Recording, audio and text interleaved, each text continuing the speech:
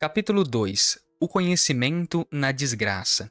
A desgraça é um alimento para a vaidade, para a curiosidade, para a ilusão, para o nada. Não traz nem lições, nem luzes, nem remédios. Não serve para nada, a não ser para provocar a fala e o choro. Ernest Hello. Epistemologia monergista. Em qual categoria de pensamento o conceito de inteligência humilhada se enquadra? Não é fácil responder a essa pergunta. No entanto, para começar, faz-se necessário nos inteirarmos acerca de pelo menos duas categorias de pensamento que julgo serem determinantes até mesmo para definir o que entendemos por dependência intelectual da graça. São elas monergismo e sinergismo. Quando se fala em monergismo e sinergismo, quase sempre se comete um deslize que pode comprometer todo o arrazoado sobre a cosmovisão cristã. Esse deslize está juntamente ligado ao fato de associarmos a polêmica entre monergismo e sinergismo apenas aos temas da Ordo Salutis, ou seja, das questões referentes à ordem da salvação. E isso, na verdade, é um grande equívoco, visto que tanto o monergismo como o sinergismo não determinam apenas a nossa soteriologia, mas também a nossa forma de pensar. Em outras palavras, a discussão entre monergismo e sinergismo também é determinante em relação à teoria do conhecimento a que aderimos, quer sejamos conscientes dessa adesão, quer não. Portanto, uma postura monergista ou sinergista determina sim a nossa visão sobre o conhecimento de Deus. Para pensar essa questão, verifiquemos grosso modo o que cada postura defende e como nosso posicionamento diante dessa discussão influencia nossa epistemologia, isso é, nossa teoria do conhecimento. Sem nos atermos às diversas tonalidades que essas duas categorias de pensamento apresentam, podemos, em linhas gerais, afirmar que o monergismo é o entendimento de que a salvação do homem é resultado da obra de apenas um agente, a saber, Deus. Assim, nada que o homem fizer vai contribuir para a sua salvação, que ocorre tão somente porque Deus assim o quer. Ele é soberano, poderoso e suficiente para salvar quem ele bem entender. Em contrapartida, o sinergismo é a perspectiva que concebe a salvação como uma interação entre Deus e o homem. No sinergismo, a salvação não é uma obra única e exclusiva de Deus. Pelo contrário, trata-se de uma relação de codependência entre Deus e o homem, tal como se a codependência fosse uma conditio sine qua non, ou seja, uma condição sem a qual a salvação não aconteceria. Nesse sentido, Deus por si só não poderia salvar o homem. Para salvá-lo, Deus dependeria da contribuição humana. Resumindo, o monergismo pauta-se no fato de que a salvação segue rigorosamente o princípio do soli deo gloria, isso é, o princípio de que a salvação deve ser somente para a glória de Deus, e para que assim ocorra, não pode haver nada que pressuponha algum mérito humano. Já o sinergismo inclui os atos do homem na salvação, sendo ela alcançada pela interação entre o homem e Deus, e nesse caso, haveria aqui um rompimento com o do soli deo gloria, visto que a salvação, no contexto do sinergismo, exigiria algum mérito humano. Convém enfatizar que optamos por usar os termos monergismo e sinergismo em vez de calvinismo e arminianismo, embora sejam estes os termos mais comumente usados na referência a essas duas posições. Ora, por que não optamos por usar esses termos que são mais comuns? Porque, no contexto da grande tradição cristã, não há apenas calvinistas representando uma postura monergista, nem apenas arminianos representando uma postura sinergista. Veja, todo arminiano é sinergista, mas nem todo sinergista é arminiano. Por exemplo, jesuítas e molinistas são sinergistas, mas não são por isso arminianos. Em contrapartida, o mesmo pode ser dito dos monergistas. Todo calvinista é monergista, mas nem todo monergista é calvinista. Por exemplo, agostinianos e jansenistas são monergistas, mas não são por isso calvinistas. Portanto, como estamos falando a partir de Agostinho, cujo modo de pensar era monergista, não podemos ser imprecisos, afinal, seria um anacronismo, para não dizer um erro, chamar Agostinho de calvinista. Resgatar o entendimento sobre essas duas categorias de pensamento é importante, em primeiro lugar, para indicar que existem duas formas de conceber a relação salvífica entre Deus e o homem. Ou ela é sempre uma relação de singularidade, em que o homem não desempenha papel fundamental naquilo que compete a Deus e somente a Deus, monergismo, ou então é sempre uma relação de mutualidade, em que o homem desempenha um papel fundamental naquilo que não compete somente a Deus, sinergismo. Em segundo lugar, o resgate dessas duas categorias de pensamento é importante também para argumentar que a doutrina da salvação, independentemente de ser de viés monergista ou sinergista, é um fator influenciador em qualquer teoria do conhecimento. Essa influência ocorre porque toda busca por conhecimento ou sabedoria é, de certo modo, uma maneira de lidar com a angústia referente ao sentido da vida e à experiência do vazio existencial que gera o clamor por salvação. Mais adiante voltaremos a tratar dessa relação entre salvação e conhecimento. Em qual categoria de pensamento é possível enquadrar o conceito de inteligência humilhada?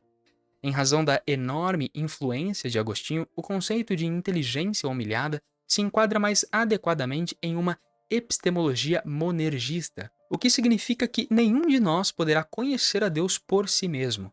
Trata-se da total dependência que o intelecto tem da revelação para saber que o Deus que criou este universo é, como afirma o credo apostólico, o Pai de Jesus Cristo. O paradigma da humilhação intelectual exige, portanto, uma política de afirmação da autoridade da revelação, pois não há nada em nós que nos torne suficientemente capazes de conhecer a Deus por nós mesmos. Todo o conhecimento que temos de Deus depende do Deus que se revela. E é por isso que a inteligência humana está sob a condição de humilhação. Ou seja, nossa inteligência jamais teria sido capaz de inventar algo como o cristianismo. É como C.S. Lewis certa vez disse: o cristianismo é uma religião que jamais teria passado por nossas cabeças. Ou seja, a fé cristã não é fruto da nossa inventividade, mas das ações do Deus que se revela. Nossa inteligência é humilhada porque ela olha para si mesma e diz: não posso conhecer a Deus por mim mesmo e jamais saberia algo verdadeiro a respeito dele se ele não se revelasse. Qualquer conhecimento que eu venha a possuir de Deus, só o possuo porque ele se revelou.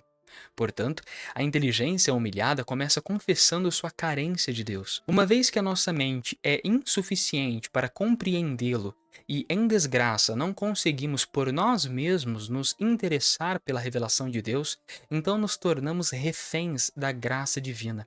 Contudo, como diz o filósofo Luiz Felipe Pondé, em seu livro Conhecimento na Desgraça, sempre que alguém sente realmente vontade de pedir socorro a Deus, isto é, de assumir sua insuficiência, ele já está sob a graça de Deus.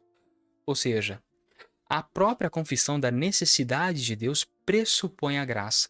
Em outras palavras, quando o teólogo faz a confissão da condição humilhada de sua inteligência e ao mesmo tempo se submete a Deus, ele já o faz sob os auspícios da graça divina. O miserável homem-flecha.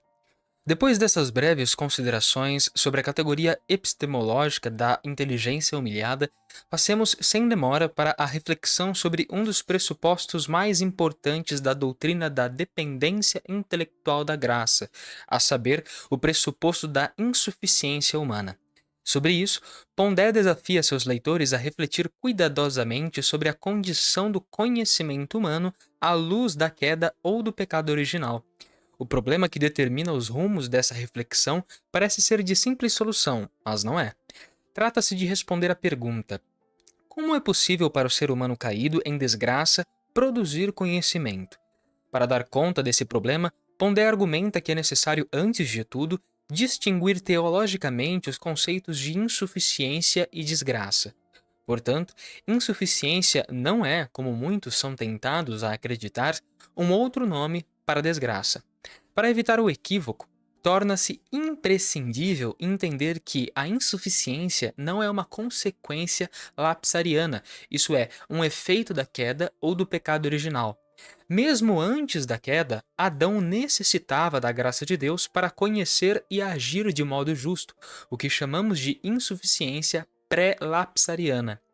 No pós-queda, como lembra Pondé, a natureza da necessidade mudou, porém não a necessidade em si. Isso significa que o homem, desde a sua origem, é um ser necessitado da graça de Deus e mesmo após a queda, ele permanece necessitado da graça, ou seja, permanece insuficiente. Contudo, trata-se de uma insuficiência caída, isso é, uma experiência da insuficiência no contexto em que o homem, a fim de afirmar sua pretensa autonomia ou suficiência, virou as costas para Deus e se precipitou numa sanha insana contra o seu Criador, o que chamamos de insuficiência pós-lapsariana.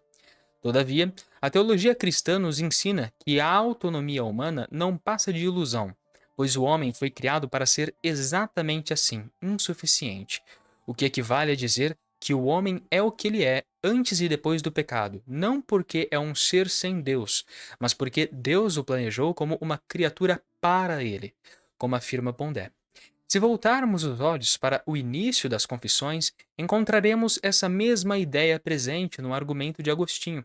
Quia fecisti nos adi te et, inquietum est cor nostrum, donec requiescati in te. Porque tu nos fizeste para ti, ad te, e o nosso coração permanecerá inquieto enquanto não repousar em ti. Confissões, livro 1. No texto original em latim, a preposição ad indica direcionalidade e, em geral, está associada à ideia de movimento. A partir dessa noção de direção e movimento, sugerimos uma imagem para nos ajudar a compreender com maior profundidade o que Agostinho quer dizer com quia feciste no ad te, porque tu nos fizeste para ti. Refiro-me à imagem de uma flecha em movimento, porém não a esmo ou sem rumo. Pelo contrário, trata-se de uma flecha lançada na direção de um alvo específico. Essa imagem poderia ser didaticamente explicitada da seguinte maneira: primeiro, o cor nostrum, nosso coração, é como uma flecha. Segundo, o inquietum este cor nostrum, o coração é inquieto, indica que o nosso coração não é como uma flecha que está em repouso, mas sim como uma flecha em movimento e na direção de um alvo específico. O requiescate in te, repousar em ti, tem de ser compreendido como a flecha no exato momento em que atinge seu destino. Nesse caso, o coração encontrará repouso apenas quando reencontrar sua origem e, ao mesmo tempo, seu destino último. Em outras palavras, Deus nos criou como uma flecha lançada em sua própria direção, o que significa que o coração inquieto não é outra coisa senão uma disposição ou inclinação natural que movimenta o homem todo para Deus, sua origem e seu destino. O Criador nos fez para ele, feciste nos ad te. E como girassóis que naturalmente se inclinam para o sol, assim também o nosso ser é naturalmente orientado para se satisfazer nele. Essa inclinação já indica que o homem é, por natureza, insuficiente para ser feliz e se construir como um ser que se baste a si mesmo. Em contrapartida, embora a queda não seja capaz de destruir essa inclinação natural do coração, ela é capaz de alterar sua direcionalidade, fazendo com que o homem todo se afaste do fim último para o qual foi criado. Anselmo da Cantuária, o aclamado doutor magnífico, sob a influência de Agostinho, argumentou com profundidade sobre isso. Vejamos. Fui criado para contemplar-te, e ainda não realizei aquilo para o qual fora criado. Miserável sorte é do homem quando perdeu aquilo para o qual foi feito. Dura e cruel queda. O que perdeu e o que encontrou, o que se afastou e o que permaneceu, perdeu a felicidade para a qual foi feito, encontrou a desgraça em razão da qual não foi feito. Afastou-se aquilo sem o que é infeliz e permaneceu aquilo que só por si é apenas miserável. O homem nutria-se do pão dos anjos, de que agora está faminto. Nutre-se agora com o pão da dor, que então ignorava. Aflição geral dos homens, universal pranto dos filhos de Adão. Aquele se expandia de satisfação, nós suspiramos de fome. Aquele tinha bens em abundância, nós mendigamos. Aquele possuía na felicidade e miseravelmente abandonou-a. Nós somos carentes na infelicidade e miseravelmente a desejamos e permanecemos vazios. Por que não nos conservou, pois que lhe era tão fácil aquilo de que tão gravemente carecemos? Por que nos impediu a luz e nos conduziu para as trevas? Porque nos tirou a vida e nos infligiu a morte. Infelizes, de onde fomos expulsos, para onde fomos levados? De onde fomos precipitados e onde fomos sepultados? Da pátria para o exílio, da visão de Deus para a nossa cegueira, da ventura da imortalidade para a amargura e horror da morte. Miserável mudança! De quanto bem para quanto mal. Grave dano, grave dor, grave conjunto de desgraças. Mas, ai de mim, miserável, um de entre os miseráveis filhos de Eva afastados de Deus, que comecei e que concluí? Para onde tendia, para onde me desviei? Aqui aspirava em meio de que realidade suspiro? Procurei bens e eis a confusão. Tendia para Deus e tropecei em mim próprio. Procurava descanso no meu íntimo e encontrei dor e tribulação no mais íntimo de mim mesmo. Queria rir a partir do gozo do meu espírito e sou obrigado a rugir a partir dos gemidos do meu coração. Esperavam-se júbilos e eis de onde se acumulam suspiros. O homem, por causa da queda, encontrou a desgraça para a qual não foi feito. Ele não foi criado como uma flecha que pode ter vários alvos. Ele tem apenas um alvo. Quando pecou, o homem não acertou outro alvo. Ele errou o único alvo disponível. Entretanto, a queda não resultou na destruição da flecha. Tampouco representou a mudança do alvo ou o surgimento de outros alvos para a flecha. Não. Ou o homem atinge o alvo para o qual foi criado, ou então ele errará o alvo e, como consequência, atingirá qualquer coisa que estiver adiante e que certamente não será o alvo. Ora, o que a queda representou então? Uma mudança fatal no direcionamento do nosso coração. Tal como uma flecha que tem seu percurso alterado por um obstáculo, assim é o nosso coração, que, como uma flecha desviada, corta o vento na direção de quaisquer coisas. O problema é que nenhuma dessas coisas é seu alvo. Quão miserável e desgraçado é o homem que perdeu e não consegue encontrar o fim que foi destinado a atingir. A teologia natural e o crime do chocolate. A insuficiência faz parte da natureza humana. O homem foi criado assim, dependente de Deus como uma flecha condicionada para atingir o único alvo ao qual foi lançada. Porque errou o alvo, o homem perdeu sua liberdade para voltar-se para Deus por si mesmo. Como resultado do pecado, tornou-se escravo de suas paixões e de seus ídolos. Contudo, os efeitos da queda não acarretaram implicações desastrosas apenas para a religiosidade humana. Anselmo, tal como Agostinho, admitia que uma das implicações do estado do homem em desgraça, um dos efeitos mais terríveis do pecado original, é a impossibilidade de o homem conhecer a Deus. Antes da queda, o homem era livre para contemplar o Criador. Depois da queda, o homem tornou-se cego, prisioneiro de si mesmo, e, portanto, impedido de encontrar a Deus pela luz da sua própria razão. Nas palavras do Doutor Magnífico, diz agora meu coração, todo o meu coração diz a Deus, procuro o teu rosto, Senhor, redobradamente o procuro. Portanto, agora, Senhor meu, ensina o meu coração sobre onde e como te encontre. Se não estás aqui, Senhor, onde te procurarei estando ausente? Mas, se estás por toda parte, por que não me apercebo da tua presença? Sem dúvida habitas numa luz inacessível. E onde está essa luz inacessível, ou como terei acesso à luz inacessível? Quem me conduzirá e me introduzirá nela a fim de nela ver-te? Além disso, em que sinais e em que manifestação te procurarei? Nunca te vi. Não conheço a tua face, Senhor meu Deus. Que há de fazer, Senhor Altíssimo? Que há de fazer este teu exilado de ti tão distante? Que fará o teu servo ansioso do teu amor e lançado longe de tua face? Anseia ver-te e tua face está-lhe demasiado afastada. Deseja aproximar-se de ti, mas a tua morada é inacessível. Ambiciona encontrar-te e não sabe onde estás. Aspira a procurar-te e ignora o teu rosto.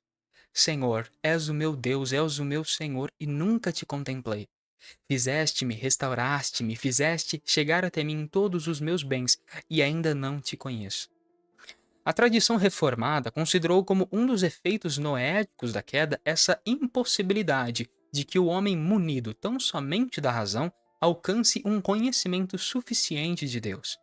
Lembro-me de que, em um dos congressos promovidos por Edições Vida Nova, tivemos uma discussão muito interessante sobre teologia natural com alguns teólogos e filósofos cristãos ilustres, entre eles William L. Craig, David Charles Gomes e Guilherme de Carvalho.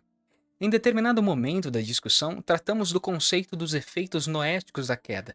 Após o debate, um rapaz procurou-me para conversar e disse-me com certa inquietação que precisava discordar do que fora dito por todos nós. Surpreso, perguntei-lhe por que discordava dos argumentos apresentados. E ele me respondeu: Vocês falaram muito sobre os efeitos noéticos da queda, mas preciso alertá-los de que a queda aconteceu muito antes de Noé. E ele, de certo modo, estava certo. A queda realmente aconteceu antes de Noé.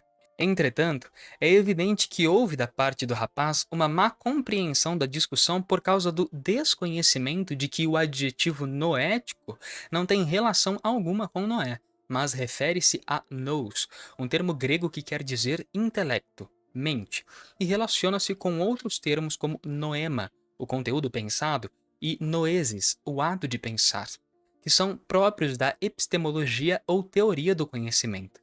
Assim, quando nos referimos aos efeitos noéticos da queda, estamos considerando o fato de que a queda não interferiu apenas nos âmbitos material ou volitivo dos seres humanos, mas também em sua faculdade intelectual. Então, seguindo de perto Agostinho e Anselmo, entendemos que a nossa inteligência, por mais que seja uma das expressões mais fortes e significativas da Imago Dei, isso é, da imagem de Deus, ainda assim não está blindada contra os efeitos intelectuais da queda. E por esse motivo, não podemos simplesmente por nós mesmos, ou seja, pelo nosso puro pensamento, chegar ao conhecimento de Deus. Estamos perdidos e não sabemos o caminho de volta. Como diria Anselmo, miserável sorte a do homem quando perdeu aquilo para o qual foi feito. Dura e cruel queda. Mas e a teologia natural?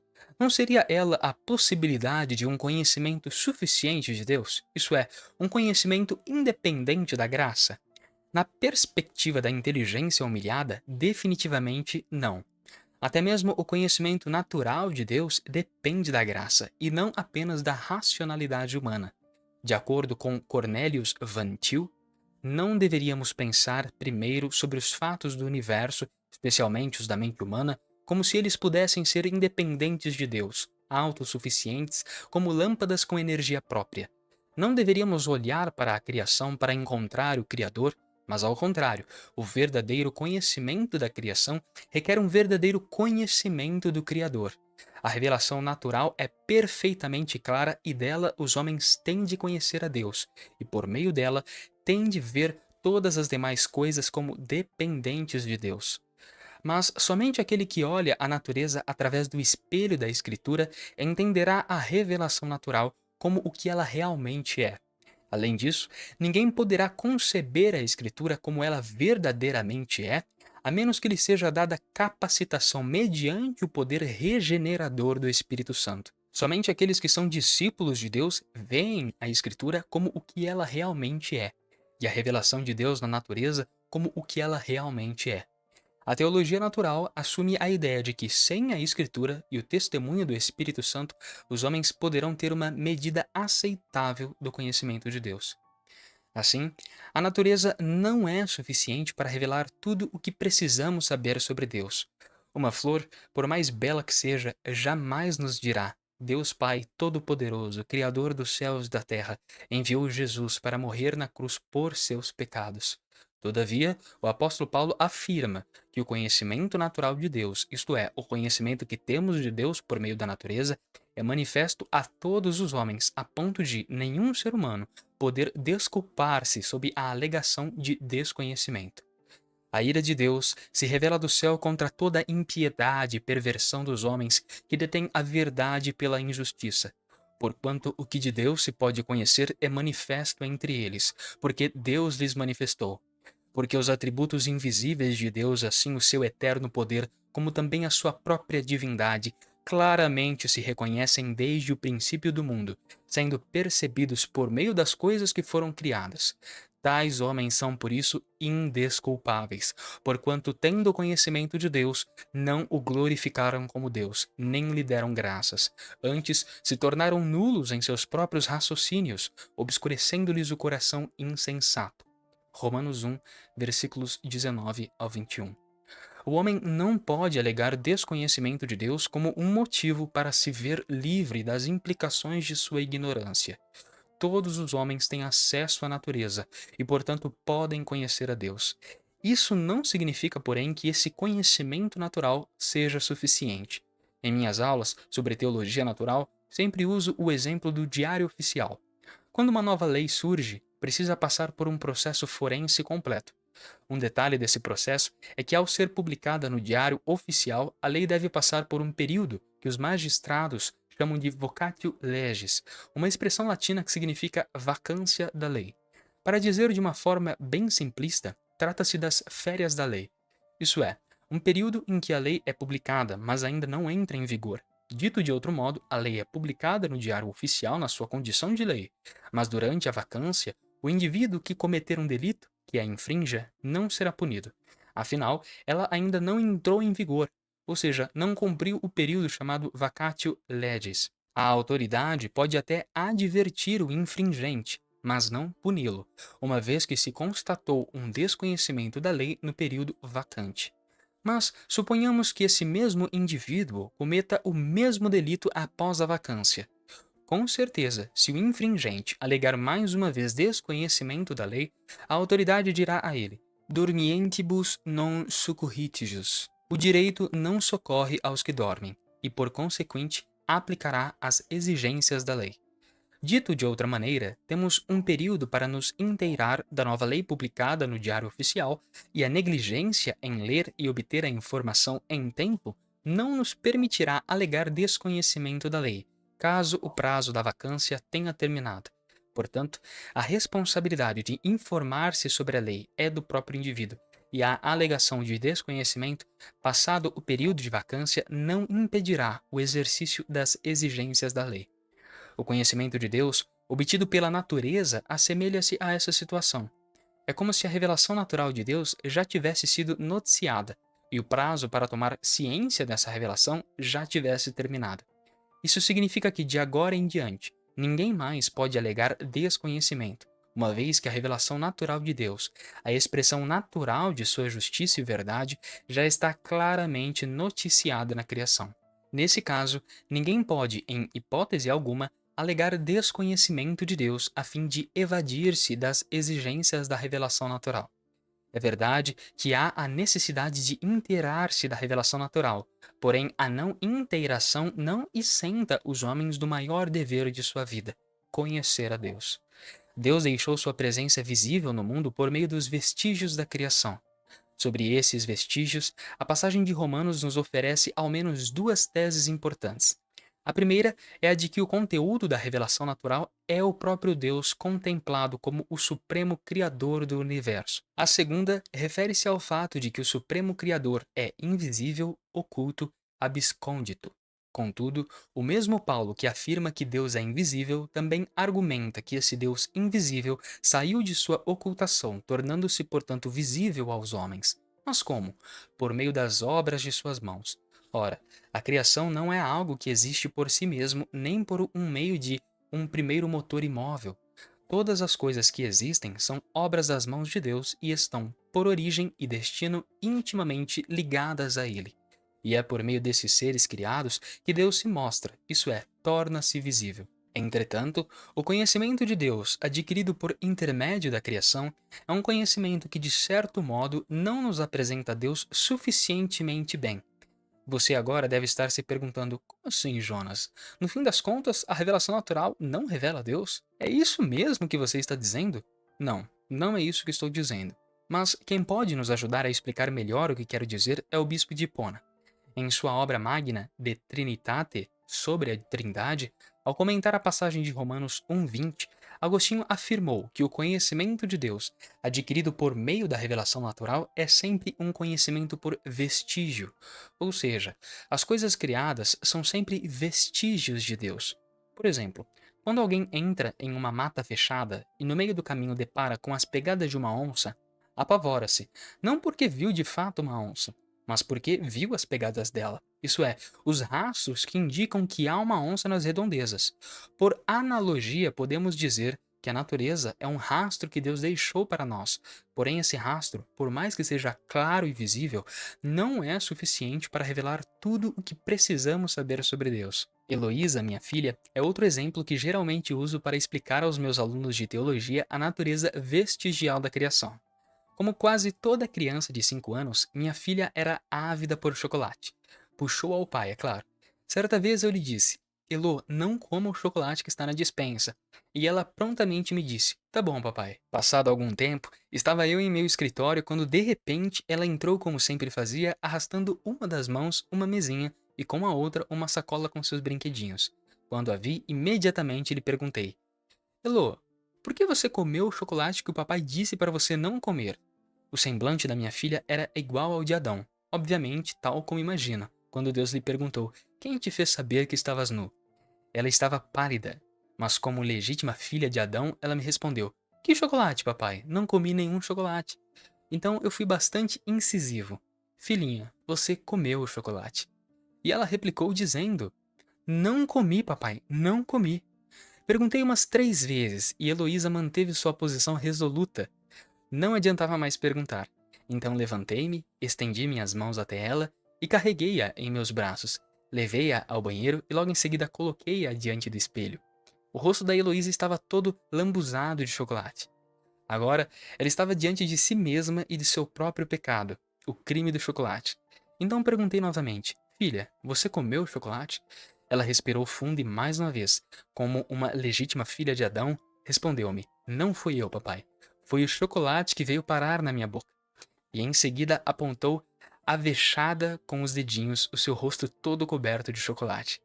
Semelhantemente, podemos dizer que a revelação natural é como o vestígio do chocolate no rosto da Heloísa. Não foi necessário ser testemunha ocular para saber que ela havia comido chocolate.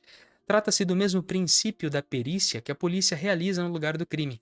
Porque o lugar do crime não pode ser alterado. Porque o crime está todo ali, nos vestígios. A primeira preocupação dos policiais é isolar e proteger o local do crime até a chegada dos peritos, porque eles sabem que é possível reconstruir a cena a partir dos vestígios ali deixados. Algo semelhante acontece com a revelação natural. Observamos a natureza e nela contemplamos os vestígios de Deus. Não precisamos ser testemunhas oculares da criação para saber que o mundo foi criado por Deus. Basta olhar, constatar, apreciar, contemplar, pensar. O casaco de Pascal. No livro 10 das Confissões, Agostinho confrontou o pensamento de Anaxímenes, contemporâneo de Tales de Mileto, negando que a própria natureza seja o princípio causador de todas as coisas. Em suas palavras, interroguei a mole do universo acerca do meu Deus e ela respondeu-me: Não sou eu, mas foi ele mesmo que me fez. Interroguei a terra e ela disse: Não sou eu. E todas as coisas que nela existem responderam-me o mesmo. Interroguei o mar e os abismos e os seres vivos que rastejam, e eles responderam-me: Não somos o teu Deus.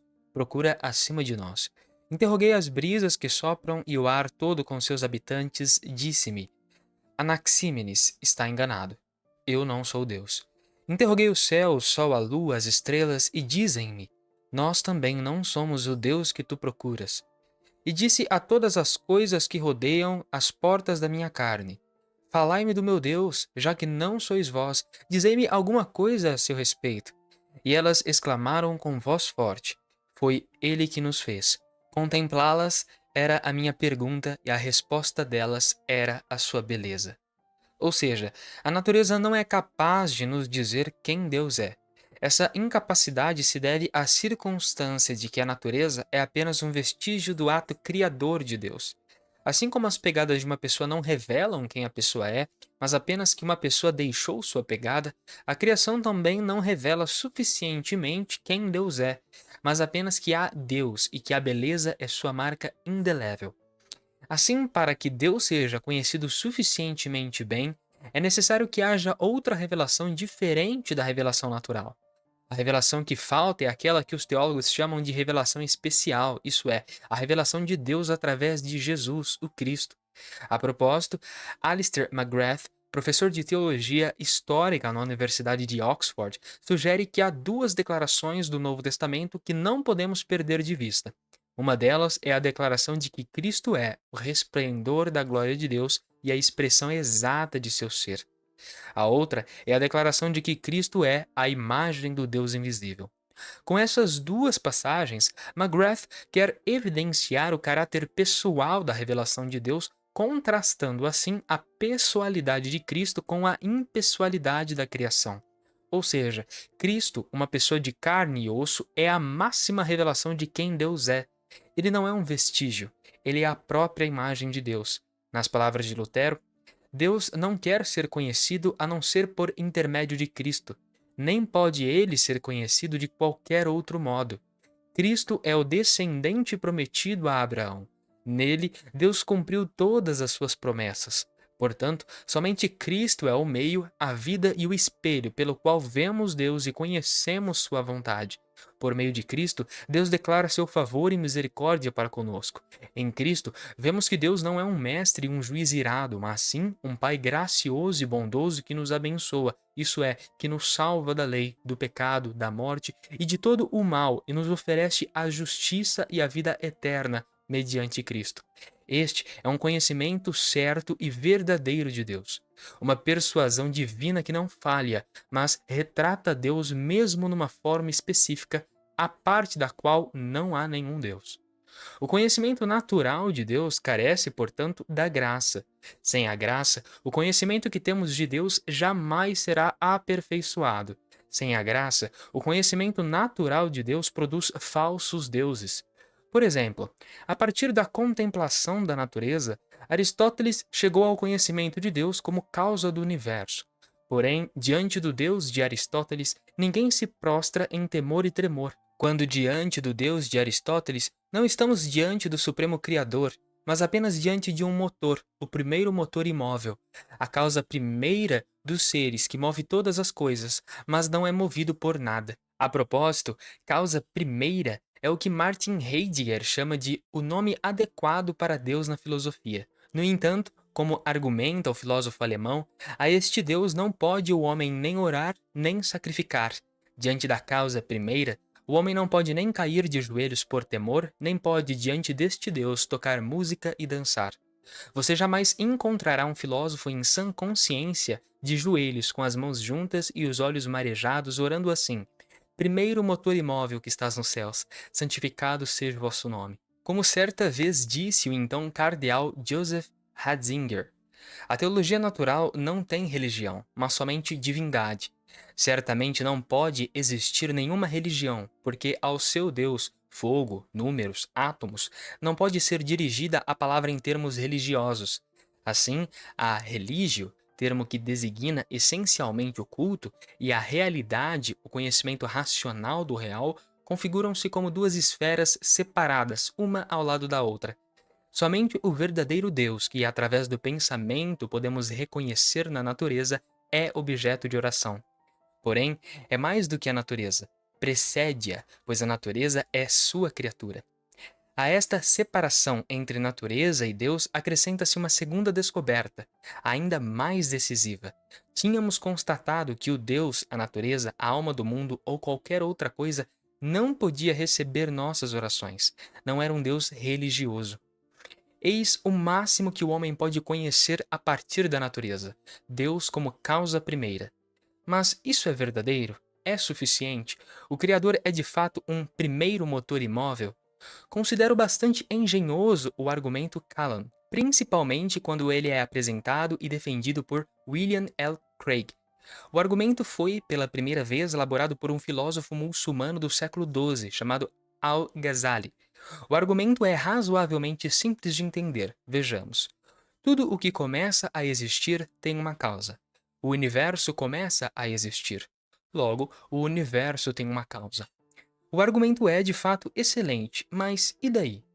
Se não lermos João 1, do verso 1 ao 14 e Colossenses 1, do 15 ao 20, como saberemos que a causa do universo é Jesus Cristo? É incrível como o argumento Callan é eficiente para mostrar que a crença na existência de uma causa primeira é plausível. Mas como sei que esta causa é Jesus Cristo? Por isso, Blaise Pascal, diga-se de passagem, um jansenista, negava que o Deus dos filósofos e sábios fosse o Deus de Abraão, Isaque e Jacó. Para quem não sabe como Pascal chegou a essa convicção, a história é a seguinte. Na segunda-feira, 23 de novembro de 1654, entre 10h30 e meia-noite e meia, Pascal teve uma experiência inesquecível com o Deus da Bíblia. A experiência foi tão marcante a ponto de ele escrever um memorial que iniciava com as seguintes palavras: Deus de Abraão, Deus de Isaque, Deus de Jacó, não dos filósofos e dos sábios. O curioso é que esse memorial foi descoberto apenas poucos dias após a sua morte. Segundo as anotações do padre Guerrier, escritas em 1732, poucos dias após a morte do Sr. Pascal, um serviçal da casa notou, por mero acaso, que no forro do casaco do defunto havia algo que parecia mais espesso do que o resto, e tendo descosturado essa parte para ver o que era, encontrou um pequeno manuscrito dobrado e escrito do próprio punho do Sr. Pascal, e nesse manuscrito um papel escrito do mesmo punho. Um era a cópia fiel do outro. Essas peças foram logo levadas às mãos da senhorita Perrier, que as mostrou a vários de seus amigos particulares. Todos convieram que não se podia duvidar de que esse manuscrito, escrito com tanto cuidado e com caracteres tão notáveis, fosse uma espécie de memorial que ele guardava muito cuidadosamente para conservar a lembrança de uma coisa que queria ter sempre presente, diante dos olhos e na mente, pois que há 8 anos vinha tomando o cuidado de costurá-lo e descosturá-lo à medida que trocava de casaco. Assim, nessa anotação tão íntima, escrita tão somente para si mesmo, Pascal expressou sua recusa do Deus dos filósofos. Para ele, o conhecimento de Deus, independente de Jesus Cristo, é inútil e, dependendo do contexto, pode ser até prejudicial, uma vez que favorece apenas a vaidade e a soberba. Em suas palavras, é não somente impossível, mas também inútil conhecer a Deus sem Jesus Cristo. O conhecimento da própria miséria sem o de Deus faz o desespero. O conhecimento de Jesus Cristo faz o meio termo, porque aí encontramos tanto Deus como a nossa miséria. Pascal reconhece que o conhecimento natural de Deus é claro, porém está certo de que é um conhecimento insuficiente. Nunca saberemos que o Deus que se revela na natureza é Jesus Cristo, o Senhor do universo, o Senhor dos céus e da terra, a não ser lendo as Escrituras. Portanto, todo projeto de teologia natural, isso é, toda proposta de um conhecimento natural de Deus que seja independente da revelação em Cristo, jamais alcançará um conhecimento verdadeiro e suficiente de Deus. Ao recusar o Deus dos filósofos, Pascal não está recusando o conhecimento natural de Deus, mas, na verdade, toda e qualquer tentativa de chegar ao conhecimento verdadeiro e suficiente de Deus, independentemente da revelação especial. O cúmulo da miséria. A miséria intelectual é um efeito noético da queda que se torna ainda mais visível quando estudamos, por exemplo, a doutrina da perspicuidade ou clareza da revelação de Deus. Em linhas gerais, a doutrina da perspicuidade se fundamenta no fato de que não podemos alegar falta de clareza quanto à revelação divina, seja a revelação por meio da natureza, seja por meio das Escrituras, pois Deus não se revelou de forma obscura, nem sequer impôs obstáculos para dificultar nosso entendimento. O cristianismo não é uma gnose esotérica, tampouco é uma religião de mistério. Não há segredos sobre Deus que apenas os iniciados podem alcançar. No entanto, se Deus se revelou claramente, por que há pessoas que não o conhecem de maneira adequada? O problema não está na revelação. Parodiando o ex-árbitro de futebol e comentarista de arbitragem Arnaldo César Coelho, a revelação é clara. A dificuldade quanto ao conhecimento de Deus não está em Deus, mas em nossa condição intelectual desgraçada, ou seja, a dificuldade no conhecimento da revelação de Deus decorre da nossa insuficiência pós-lapsariana. É verdade que a queda cegou a mente e o coração dos homens. Por isso, ainda que a criação esteja sob a poderosa luz divina, do que adiantaria os efeitos dessa luz para quem é cego? Antes da queda, a insuficiência humana se configurava apenas como mera dependência da iluminação divina. Se Deus não iluminasse, o homem não enxergaria, mesmo tendo condições adequadas para contemplar a obra de Deus. No Jardim do Éden, o homem contava com olhos saudáveis para ver tudo o que Deus iluminava. Ele dependia tão somente da luz divina. No entanto, depois da queda, a insuficiência humana não se manteve apenas como mera dependência da iluminação divina, mas para nosso assombro e desespero, o homem passou a necessitar também da cura de sua cegueira. Ora, não obstante o impacto da luz divina, o homem miseravelmente cego permanece incapaz de contemplar na criação o verdadeiro Deus. A luz não basta para quem está mergulhado na cegueira. Do que adianta a luz se não há olhos para ver? O mesmo vale para a revelação de Deus nas Escrituras. Nas palavras de Calvino, a palavra de Deus é semelhante ao sol, ilumina a todos a quem é pregada, mas não produz fruto entre os cegos. Assim, o mais importante entendimento sobre a miserabilidade do homem é o de que a miséria não é mera insuficiência. O homem sempre foi insuficiente. Antes, a miséria é a suficiência na desgraça. A queda não causou a insuficiência, a queda nos cegou e por isso somos insuficientes e cegos. Somos insuficientes porque precisamos de luz para ver. Somos cegos e por isso precisamos ser curados para ver. Antes da queda, bastava a luz, insuficiência pré-lapsariana. Depois da queda, a luz não basta. Precisamos ser curados da cegueira, da miséria espiritual, insuficiência pós-lapsariana. Não é à toa que Bavinck dizia que, depois do drama da existência humana, a queda é o maior enigma da vida e a cruz mais pesada que o intelecto tem de carregar. A queda não apenas nos ocasionou a cegueira, a queda desviou a nossa inclinação de Deus para o que não é Deus. Portanto, a raiz ou o fundamento da desgraça humana está na contradição com a destinação ou direcionalidade de nossa vida para a comunhão com Deus, o que, diga-se de passagem, está em profunda consonância com o entendimento de Agostinho.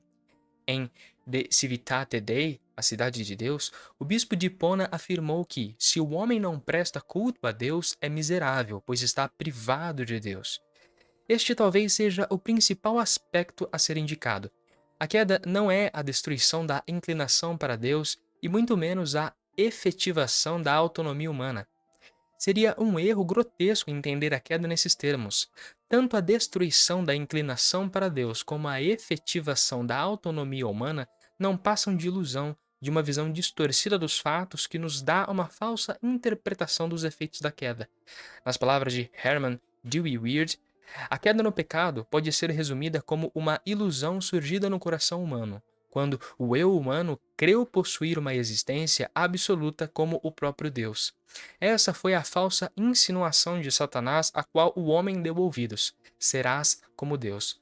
Essa apostasia em relação ao Deus vivo causou a morte espiritual do homem, pois o eu humano não é nada em si mesmo e pode apenas viver da palavra de Deus e na comunhão com o seu Criador divino. Entretanto, o pecado original não poderia destruir o centro religioso da existência humana, o coração, e o seu impulso religioso inato de buscar sua origem absoluta. Ele poderia apenas conduzir esse impulso central para uma direção falsa, apóstata, desviando-o em direção ao mundo temporal com sua rica diversidade de aspectos, os quais, entretanto, têm apenas um sentido relativo. Toda ilusão é fruto de ignorância. A ilusão do homem miserável não é diferente. Ela é fruto da ignorância em relação à sua própria miséria. Por isso, o homem miserável torna-se mais miserável por causa da ignorância de sua miséria do que pela própria miséria. É justamente por ser ignorante quanto à sua miséria que o homem miserável atinge o cúmulo da miserabilidade.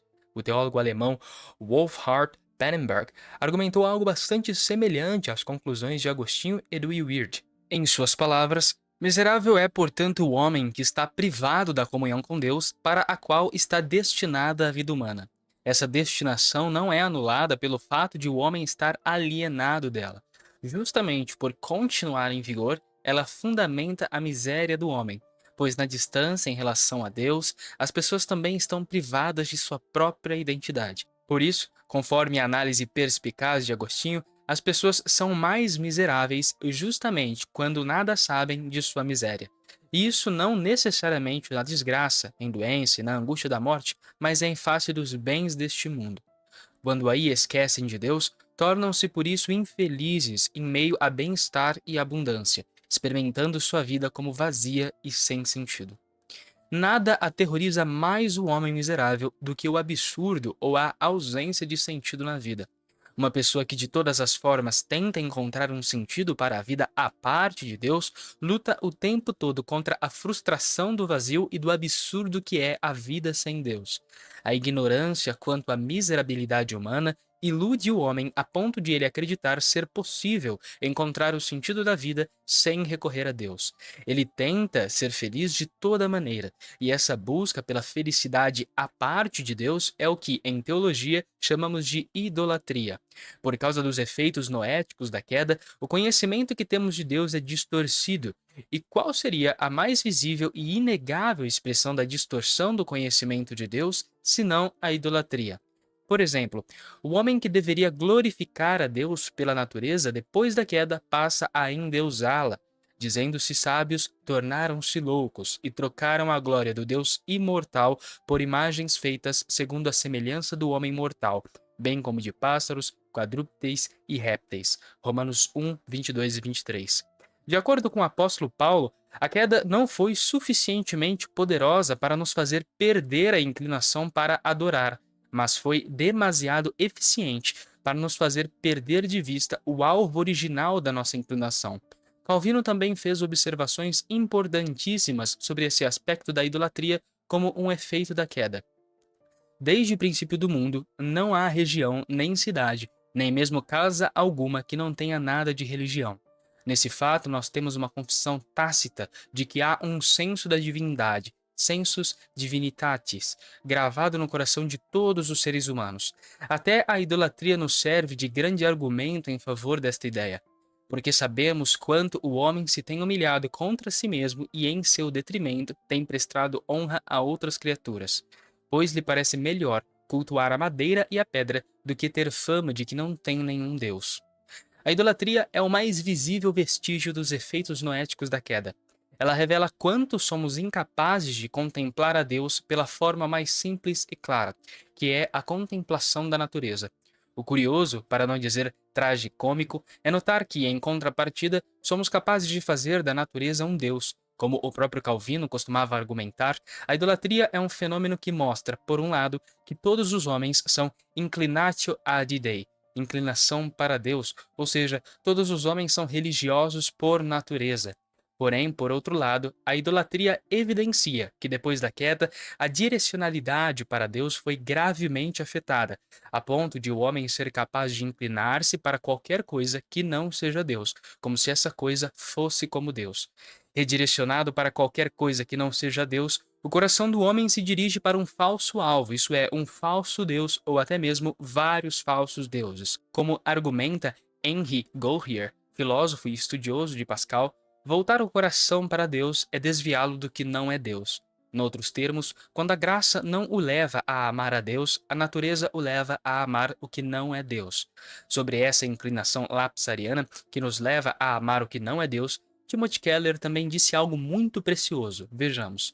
Um ídolo é qualquer coisa que seja tão central e essencial em sua vida que, caso você a perca, achará difícil continuar vivendo.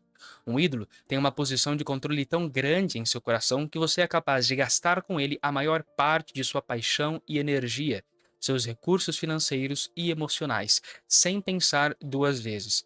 Podem ser a família e os seus filhos, a carreira e o dinheiro, conquistas e aclamação da crítica, respeito e reconhecimento social. Pode ser um relacionamento amoroso, aprovação dos colegas, competência e habilidade, circunstâncias seguras e confortáveis, beleza ou inteligência, uma grande causa política ou social, moralidade ou virtude e até sucesso no ministério cristão. Quando o sentido de sua vida reside em consertar a vida de alguém, podemos chamar isso de codependência, mas na verdade é idolatria. Um ídolo é qualquer coisa que você olhe e diga, no fundo do seu coração: se eu tiver isso, sentirei que minha vida tem sentido, e então saberei que tenho valor. Estarei seguro e em posição de importância. O homem miserável é ignorante quanto à razão do vazio de seu coração. Ele nada sabe sobre os reais motivos da ausência de sentido em sua vida, mesmo quando vivida em meio a bem-estar e abundância. No entanto, mesmo sendo ignorante, o homem miserável não está totalmente livre de Deus. Nenhum ser humano é realmente autônomo, Como diz Dietrich Bonhoeffer, o ser humano não se livra de sua origem. O máximo que ele pode fazer é precipitar-se numa ilusão que o leva a acreditar que é possível viver independente de Deus. O limite dessa autoconsciência ilusória é a estimação de si mesmo como origem. É a tal da egolatria ou igualdade roubada, como diria Bonhoeffer. O que isso significa? Nas palavras do teólogo alemão, enquanto o ser humano, como imagem de Deus, vive exclusivamente de sua origem em Deus, o ser humano, que se tornou igual a Deus, esqueceu sua origem e se transformou em seu próprio criador e juiz. Todavia, ser criador e juiz de si mesmo não passa de uma ilusão constatada por todo ser humano, que depara com o hóspede desagradável e inevitável de seu coração. A miséria, ou, nos termos de Pannenberg, a infelicidade que, mesmo em meio a bem-estar e abundância, faz o homem experimentar sua vida como vazia e sem sentido. Assim, como poderia o homem insuficiente, miserável e desgraçado conhecer por si só a felicidade? Como esse homem poderia conhecer a Deus em meio a tamanha desventura? Dependeria esse homem apenas de si mesmo e tão somente de sua racionalidade para descobrir que o motivo de sua miséria é o seu egocentrismo? Há algo que o homem possa fazer para redirecionar toda a sua vida para Deus? Ou cabe apenas a Deus o redirecionamento do homem miserável, que, por sua vez, inclinado para si mesmo e para seus ídolos, seria, portanto, capaz de voltar-se contra Deus, mas, ao mesmo tempo, incapaz de, por seus próprios recursos, voltar-se para Deus? Livres pensadores ou gnósticos enrustidos? Em um sentido mais amplo, pode-se dizer que gnose nada mais é do que uma profunda e constante inclinação do espírito humano para buscar o sentido da vida através do conhecimento. Muito tempo antes do gnosticismo surgir no horizonte da cultura helênica, Aristóteles já dizia que o homem, por natureza, possui uma inclinação para o saber.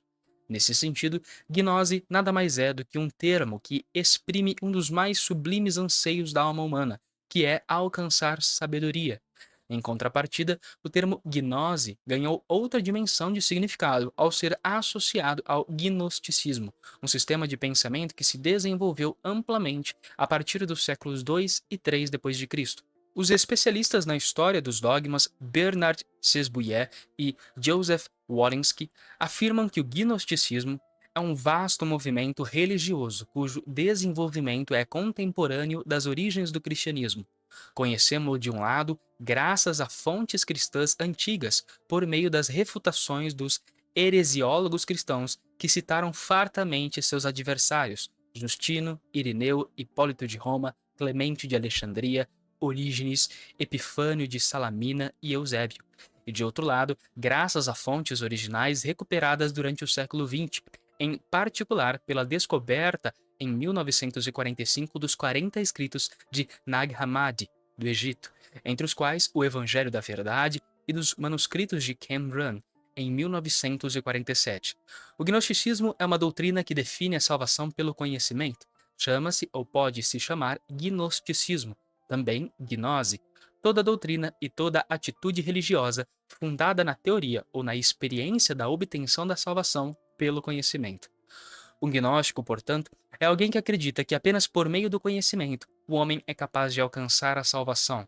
Para os gnósticos, o conhecimento salvífico só poderia ser obtido por meio de revelações entregues apenas a uns poucos iniciados. Ou seja, para que a verdade salvífica fosse conhecida, o indivíduo teria de se submeter a um ritual secreto de iniciação que o autorizaria a receber essas revelações.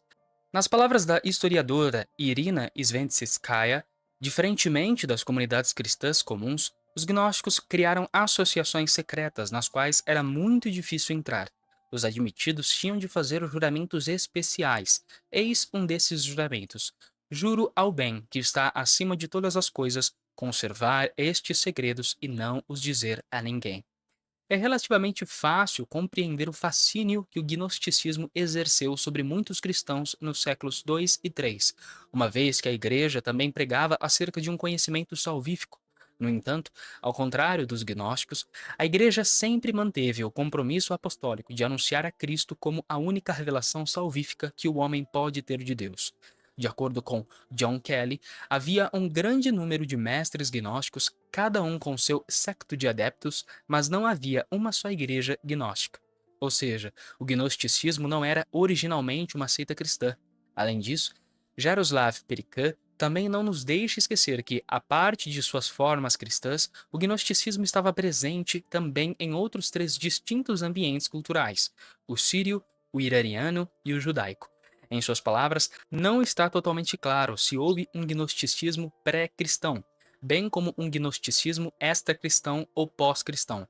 O que está claro é que o gnosticismo sempre foi um movimento parasitário, ou seja, um movimento que não existiu por si só, mas que sempre dependeu de uma doutrina hospedeira para se construir. Entre todas as heresias que abalaram os cristãos dos primeiros séculos, o gnosticismo foi, sem dúvida, aquela que mais trouxe problemas e desafios para a igreja. Mas será que a sina do gnosticismo é ser um sistema de pensamento datado, isso é, aprisionado de uma vez por todas nos séculos 2 e 3 depois de Cristo? Ou será que o gnosticismo ainda está vivo e desafiando o pensamento cristão em nossos dias?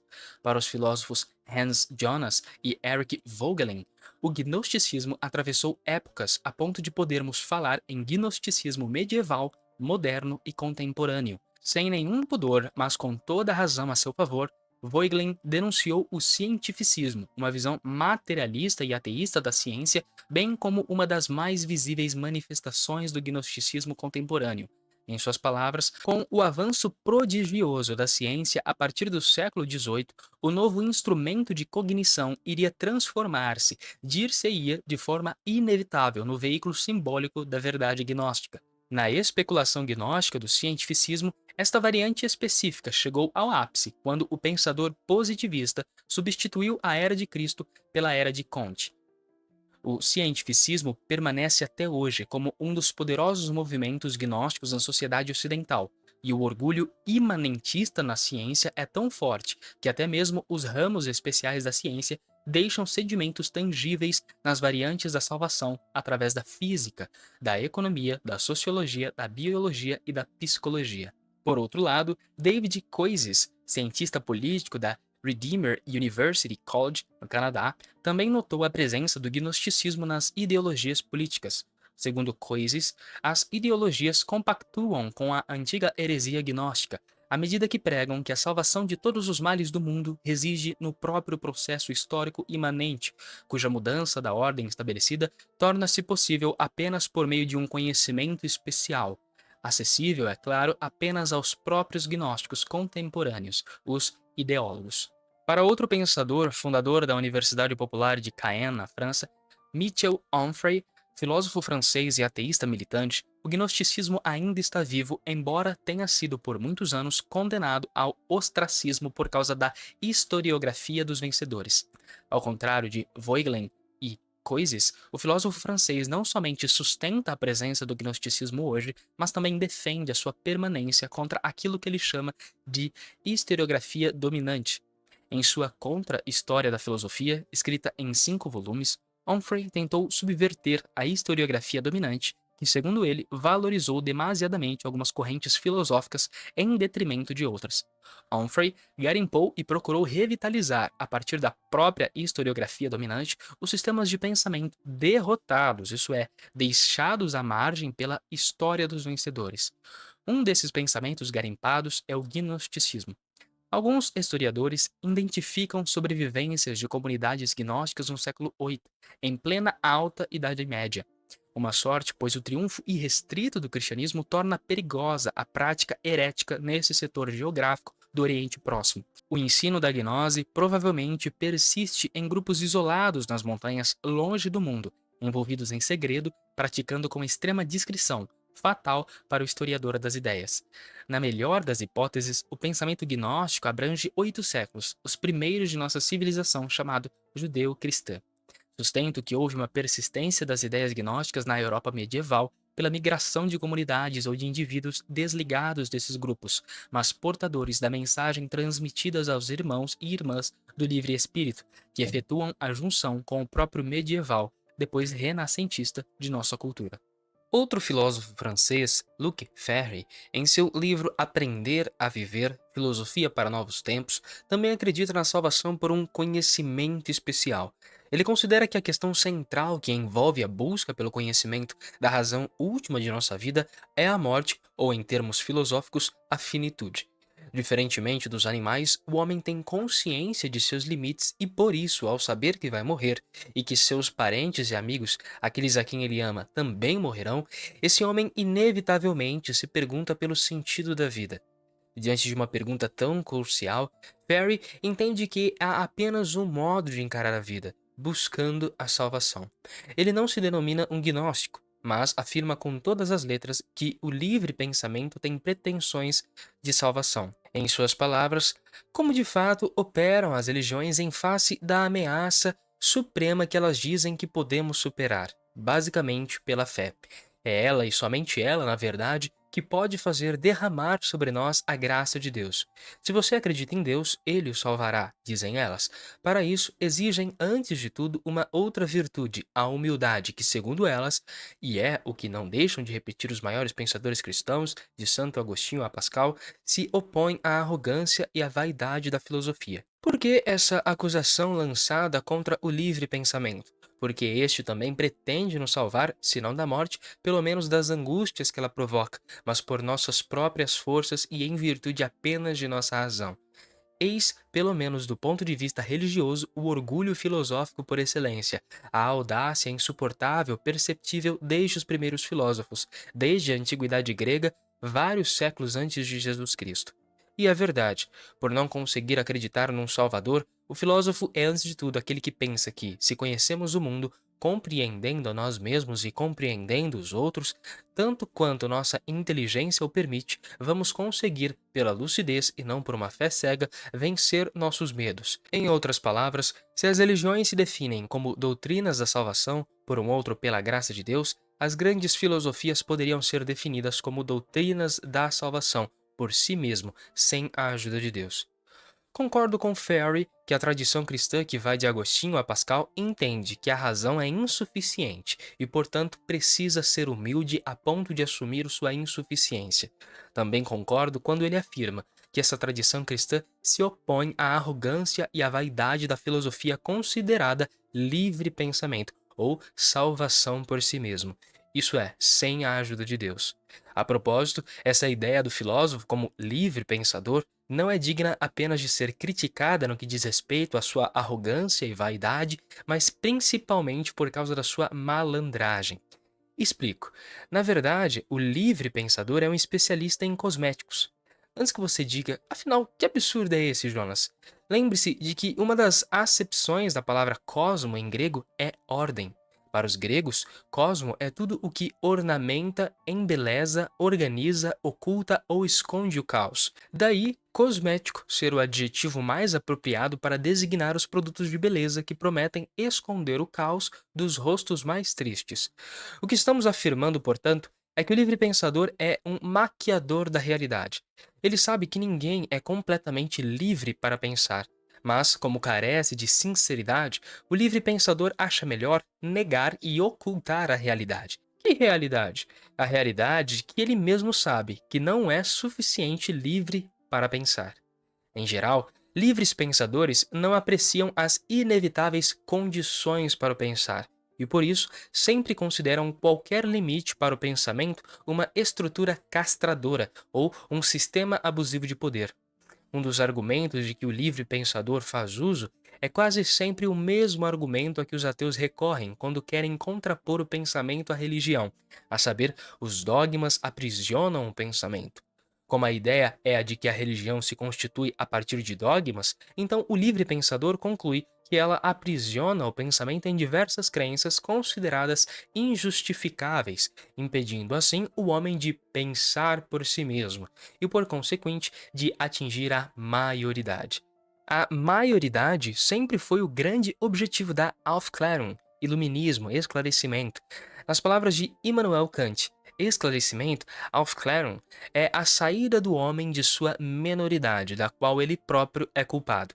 A menoridade é a incapacidade de fazer uso de seu entendimento sem a direção de outro indivíduo. O homem é o próprio culpado dessa menoridade se a causa dela não se encontra na falta de entendimento, mas na falta de decisão e coragem de servir-se de si mesmo sem a direção de outrem. Sapere aude. Tenha coragem de fazer uso de teu próprio entendimento. Tal é o lema do esclarecimento. Se você acredita que o sapere aude de Kant é coisa do passado, de 2 séculos atrás, então observe como Onfray encara o ensaio kantiano. Conhecemos o opúsculo de Kant. O que são as luzes? Será ainda legível 2 séculos depois? Sim. Pode-se e deve-se assinar o projeto, sempre atual, tirar os homens de sua minoridade. Portanto, querer os meios de realizar sua maioridade. Reconduzir cada um à sua responsabilidade por seu estado menor. Ter a coragem de usar o entendimento. Dar a si mesmo e aos outros os meios de alcançar o domínio de si mesmo. Fazer uso público e comunitário da razão em todas as esferas, sem exceção. Não tomar por verdade revelada o que provém do poder público. Projeto magnífico. Não é por acaso que os livres pensadores se dizem livres. Eles acreditam que é possível atingir a maioridade justamente porque acreditam que estão livres de todos os dogmas. Onfray, por exemplo, escreve às vezes como um rebelde e insubmisso, quando, diga-se de passagem, deveria seguir o exemplo do seu mestre Michel Foucault, que surpreendentemente suspeitara do projeto iluminista. Com a palavra, Monsieur Foucault, não sei se algum dia nos tornaremos maiores. Muitas coisas em nossa experiência nos convencem de que o acontecimento histórico da Aufklärung não nos tornou maiores, e que nós não o somos ainda. Quanta luz numa só frase, ou como diria Sherlock Holmes, elementar, meu caro Watson. É por essas e outras que, não tenha dúvida, o livre pensador não é sincero. A propósito, dizem que a palavra sincero significa etimologicamente sem cera. Os que acreditam nessa etimologia argumentam que, na antiga Roma, os restauradores de esculturas inventaram uma cera que ajudava na preservação da boa aparência das obras desgastadas com o tempo. Um dos desgastes mais frequentes eram as rachaduras, e para escondê-las, o restaurador usava uma cera capaz de cobrir as fissuras da escultura. Contudo, quando a luz do sol batia na escultura, era possível enxergar através da cera as rachaduras que os restauradores tentavam inutilmente esconder. Nesse sentido, a sinceridade é a atitude de não mais tentar ocultar o que não mais conseguimos esconder. É assim que essa etimologia explica o motivo pelo qual usamos o adjetivo sincero, apenas para qualificar aquilo que de fato é. Por que acuso os livres pensadores de falta de sinceridade? Simplesmente porque não existem pensamentos livres. Um livre pensador cerra o galho em que está sentado justamente porque acredita naquela historinha iluminista de que é possível analisar o mundo sem participar dele, ou seja, de que é possível e necessário o distanciamento existencial do objeto de análise. Sempre que falamos do nosso mundo, falamos de dentro dele, nunca de fora. Por isso, a pergunta certa é: sabemos em que mundo vivemos? Há intelectuais que são bastante eloquentes e gostam de bancar a pose de subversivos, mas no final das contas não passam de maquiadores. Eles se acham livres e subversivos só porque não acreditam em dogmas. Pobres pensadores, não enxergam seus próprios dogmas. Quem disse que não é dogmático o clichê "diga não aos dogmas"? O pior de tudo é que o livre pensador se acha libertador. Mas, por certo, ainda não se deu conta de quanto é escravo de si mesmo. Que contradição! Para sua infelicidade ou vexame, ele ainda não percebeu que suas opções intelectuais são como carolas demasiadamente fiéis ao seu vigário, o coração. E como as escrituras nos ensinam, o coração é mais enganoso que qualquer outra coisa, e sua doença é incurável. Quem é capaz de compreendê-lo? Jeremias 17:9. Agora, qual é o motivo de tanta maquiagem? Por que livres pensadores escondem que têm seus próprios dogmas? Por que têm tanto medo de colocar as cartas na mesa? Qual é a razão da ocultação de suas doutrinas inconfessas? Por que afirmar que são tão livres quando na verdade estão tão presos às estruturas dogmáticas do pensamento? É por essas e tantas outras razões que acredito que assumir os pressupostos é uma virtude e escondê-los é malandragem. Quem concebe o pensamento a partir do paradigma da inteligência humilhada terá dificuldades em se considerar um livre pensador. Pelo contrário, o posicionamento é assumidamente de inteira submissão a Deus. Destruímos raciocínios e toda arrogância que se erga contra o conhecimento de Deus, levando cativo todo pensamento para que obedeça a Cristo, segundo aos Coríntios 10:5. O livre pensamento é apenas um jogo de marketing. Todos os homens estão na batalha pela mente, e a sua mente é o tesouro que motiva toda a batalha. Nossa inteligência não foi feita para ser livre. Ela sempre está submissa a alguma cosmovisão. Se Deus não é o senhor de sua mente, pode ter certeza de que ela terá outro senhor. Por isso, quem adere ao viés da inteligência humilhada assume a sua total dependência intelectual da graça e, por isso, possui o pensamento mais realista que alguém pode ter em vida. Uma pessoa que pensa biblicamente, isso é, que assume sua dependência da graça, não se deixa seduzir pelo canto entoado, pelos que acreditam na possibilidade do livre pensamento. Diga-se de passagem, um canto que sempre soa tão harmonioso e agradável a ouvidos desgraçados.